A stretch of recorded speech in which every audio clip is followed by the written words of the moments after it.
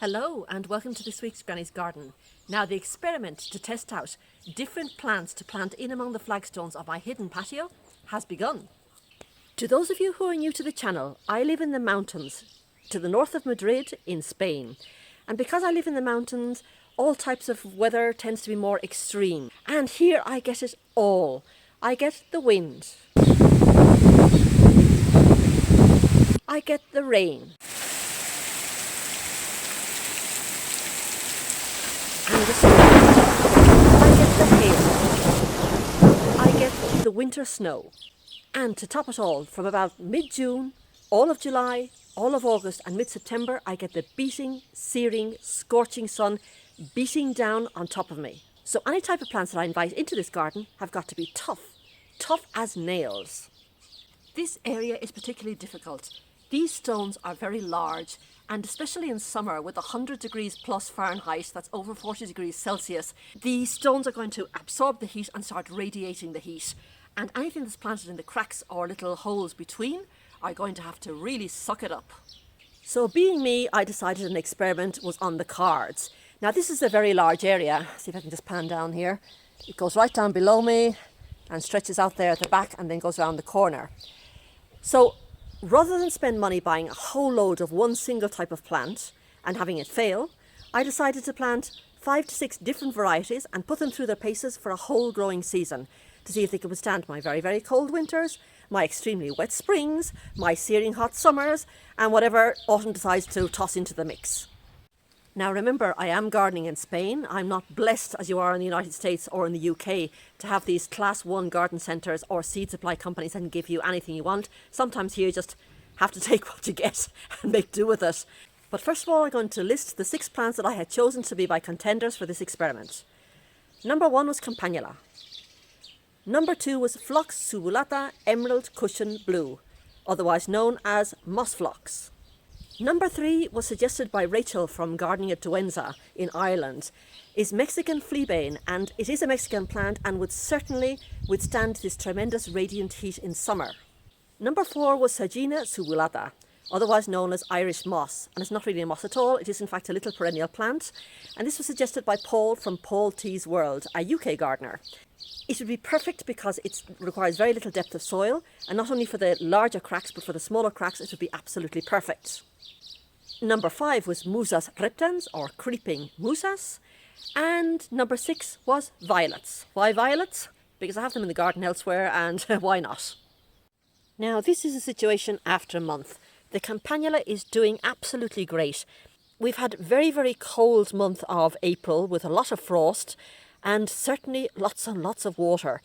So it sat there doing nothing much, and now suddenly over the last week the temperatures have risen. It's begun to sprout out, it's flowering. Some of the other plants are not quite ready to bloom yet, but they're certainly looking a lot healthier. They're putting on new growth and they've started to spread. That's there in the middle. We'll just pretend we didn't see that. Now the next one is moss phlox, and I love it.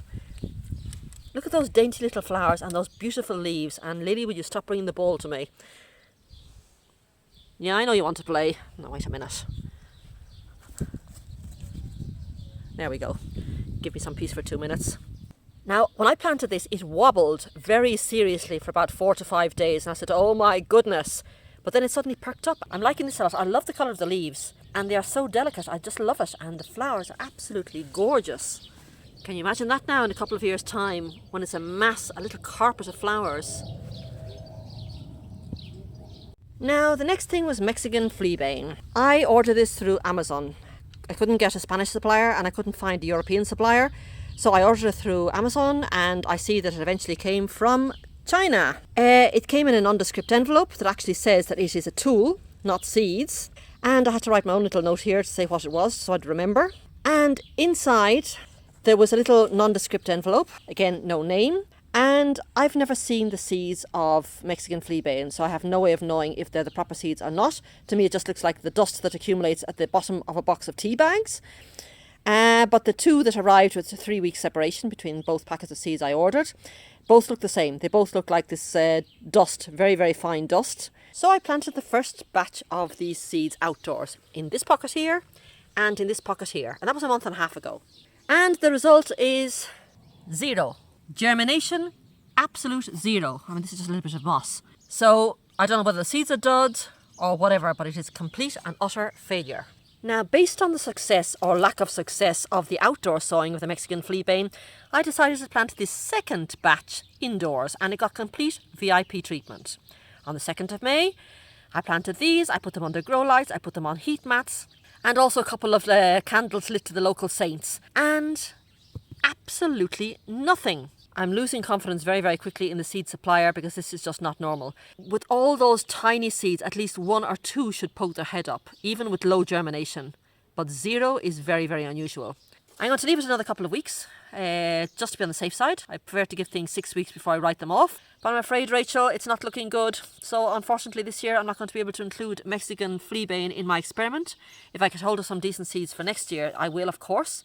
But for the moment, we're going to have to take that one off the list. Now, the next thing was Irish moss, and this is a complete and utter disaster. Again, I ordered this through Amazon. I ordered 20 little plugs, which is more than sufficient to give a nice trial, a nice experiment. And again, they put me in contact with a Chinese company. And it took 4 weeks to get here, apparently. 2 weeks ago, they sent me a message to say it's been delivered. And it hadn't. So I contacted them, and 48 hours later, they contacted me. Or they replied to me, better said, saying, oh, it has been delivered, you should ask a family member. Now, that's something really insulting to say, because anybody before contacting the company to say something hasn't been delivered would, of course, the first thing would talk to any family member, say, I haven't received it. Have you received a delivery? I even asked the dog, and Lily said no, she hadn't received it either. So that's the result of my Spanish moss. Unfortunately, this is what I mean, living in Spain is very difficult. You have to rely on outside sources. So no Irish moss on the list this year either. Now, the next thing is creeping musas. The month of April, we had quite a few frosts. Not particularly heavy, but it was frost. And you can see there's a lot of discoloured leaves. It got frostbite. So the question in my mind is obviously what's going to happen in the month of January and February, where you're going to get -5, -10 degrees Celsius and Arctic blasts and even snow cover. The jury's open on that account. But this is an experiment, and that's what we're here to find out. Is it going to survive all types of seasons in this area? For the moment, it's putting on growth spurts, it's sending out tendrils. So for the moment it's doing well, and it's certainly recovered from the frosts of the month of April. Now you'll see here I've just planted a few violets. I have a load of violets in the back garden where they seem to grow rampant, and I just pushed some into these cracks because obviously I'm missing the Irish moss and I'm missing the Mexican Fleabane. So I wanted an extra plant on the list. I put it towards the back, an area that's right beside the raised bed. So it's not an area I'm going to get trampled on very often because it's too close to the wall. I just want to see how it got on. Now, as you can see, I have actually filled in the cracks now with topsoil because I now know where the plants are and where they aren't, and where the seeds are or where they aren't. But if you come into the area where the experiment is taking place, you'll see that although there's only a few plants, that it's already beginning to take on a different aspect. They still have to grow, they still have to join together. I have to find out what plant works and what plant doesn't. But even at the moment, it's getting a lot softer. You can see the areas where the plants are spilling over onto the paving stones. It's looking so much softer. And instead of a hardscape, I mean, it's still a hardscape, obviously, but at least it's a softer hardscape. And I can just imagine this now in 3 years' time, or even 2 years' time, a little mass of flowers and greenery. It's going to be delightful. Now, later on this morning, I'm going to be planting this little tray of annual Lobelia. And really, it's just because it's not forming part of the experiment. They are completely annual. But the part of the patio that isn't contained among the experiment is looking very, very bare, and it's going to look very, very bare this year. So I decided I've got some annual Lobelia in trays. Why not plant it out and just give a little bit of a alegria or joie de vivre at that particular area of the patio. So this is for later. So let the experiment continue. As I said, I am going to be giving you seasonal updates on these plants and how they're getting on. I do recommend experimenting though, because it's not only knowing your gardening zone, there are microclimates within your garden. And these pavers, which are very, very large and are going to radiate heat, are creating their own microclimate, even within my own garden. So I definitely recommend experimenting. You learn such a lot, and hopefully I'll be able to share what I learn with you as well. I hope you've enjoyed watching this video, and don't forget to subscribe to the channel because it does help it grow. And thank you so much to all those new subscribers, because it's been quite a few over the last few weeks. So I will see you all next Friday here in Granny's garden. Bye bye now. What's looking good in the garden this week? Definitely Spanish lavender. I just love the way these little tufts stand up like little rabbit ears on the top. Ever so sweet. And the bees love it.